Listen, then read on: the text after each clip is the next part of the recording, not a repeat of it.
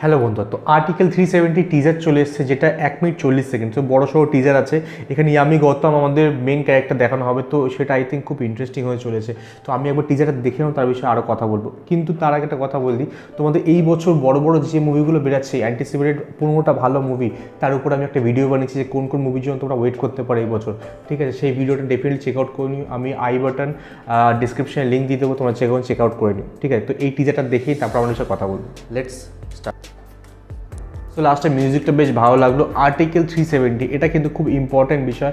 এটা একটা true event থেকে ইন্সপায়ার করে সিরিজটা তৈরি হচ্ছে, সিরিজ বা আই থিঙ্ক মুভি হচ্ছে, মুভিটা তৈরি হচ্ছে। তো এই আর্টিকেল 370 কী আছে আগে আমরা সেটা জানিনি, তারপর আমরা বিষয়ে কথা বলবো।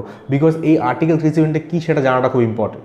তো as per Google, Article 370 of Indian Constitution was introduced in 1949 as interim provision.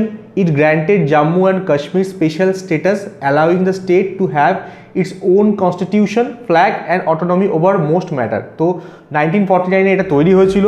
এখানে একটা স্পেশাল স্টেটের দরজা দেওয়া হয় জম্মু কাশ্মীরকে, এবং এরা নিজেদের আলাদা ফ্ল্যাগ, আলাদা কনস্টিটিউশন এবং অটোনমি থাকে বেশিরভাগ ম্যাটারের উপর। মানে ইন্ডিয়ার সঙ্গে থাকা সত্ত্বেও এই ইন্ডিয়ার বাইরেই বলা যায়, ওটা আলাদা একটা স্টেট কান্ট্রির মতন মানে ব্যবহার করতে পারে, নিজেদের ফ্ল্যাগ থাকবে, নিজের কনস্টিটিউশন থাকবে।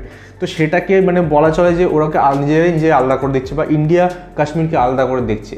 এটা হওয়ার কারণটা হচ্ছে যেহেতু আমরা পার্টিশনটা ওখানে আছে পাকিস্তানের সঙ্গে, খুবই সেন্সিটিভ জায়গা। ঠিক আছে, ওখানে মানে প্রবলেম চলতেই থাকে ওখানে, আর ওখানে মুসলিমের সংখ্যাও খুব বেশি। তো তাই জন্য এরকম একটা ডিসিশন নেওয়া হয়েছিল 1949-এ, যখন সবে ডিভিশন হয়েছে। বাট সেটাকে 2024 এবার 2023-তে রাখার কোনো মানে হয় না। তো এটাকেই সরিয়ে দেওয়া হয়েছিল, আর্টিকেল 370 সরিয়ে দেওয়া হয়েছিল।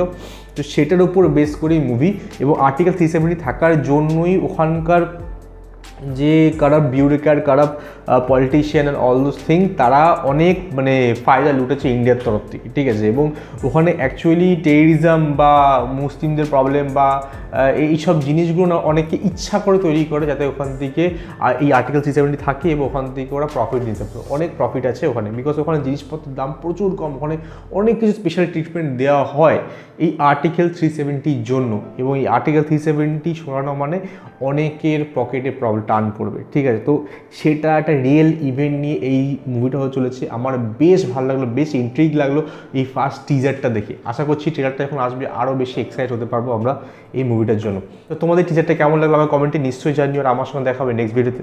Good bye.